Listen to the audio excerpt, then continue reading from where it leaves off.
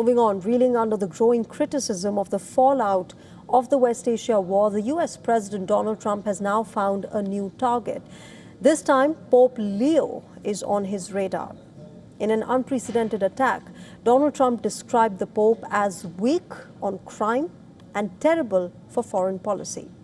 Taking credit for his election as Pope, Trump said, and I quote him, "If it wasn't in the White House, Leo wouldn't be in the Vatican." Now, mocking the Pope for criticizing him, Trump said that he likes his brother, Louis Martin Prevost, more, as he's a MAGA supporter. Now, this is not all. He also holds the Pope to stop catering to the radical left. In fact, he told the Pope to stop supporting the radical left and stop being a politician. Like a Pope that's going to say that it's okay to have a nuclear weapon. We don't want a Pope that says crime is okay in our cities. I don't like it. I'm not a big fan of Pope Leo. He's a very liberal person, and he's a man that doesn't believe in stopping crime. Now, in another gesture that is likely to offend Christians, Donald Trump stirred a row by posting this AI-generated photograph depicting himself as Jesus Christ. Wearing a biblical-style robe, Trump is seen laying hands on a bedridden man as light emanates from his fingers. Even Iranian President Masoud Pezeshkian condemned the insult to Pope Leo and stressed that the desecration of Jesus is not acceptable to anyone.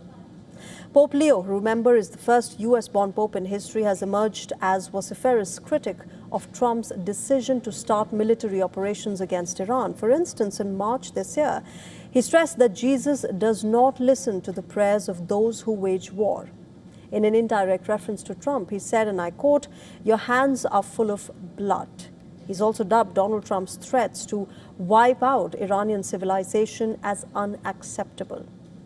Donald Trump's diatribe comes a day after the Pope denounced the delusion of omnipotence that is fueling the US-Israel war in Iran. While he didn't specifically mention Trump, his remarks were perceived to be directed at the US president and members of his administration who've justified this war in religious terms. It is here that we find a bulwark against that delusion of omnipotence that surrounds us and is becoming increasingly unpredictable and aggressive. The balance within the human family has been severely destabilized. Enough of the idolatry of self and money. Enough of the display of power. Enough of war. La vera forza si manifesta nel servire la vita. Meanwhile, Pope Leo commenced a 10-day tour of 4 countries in Africa, beginning with Algeria.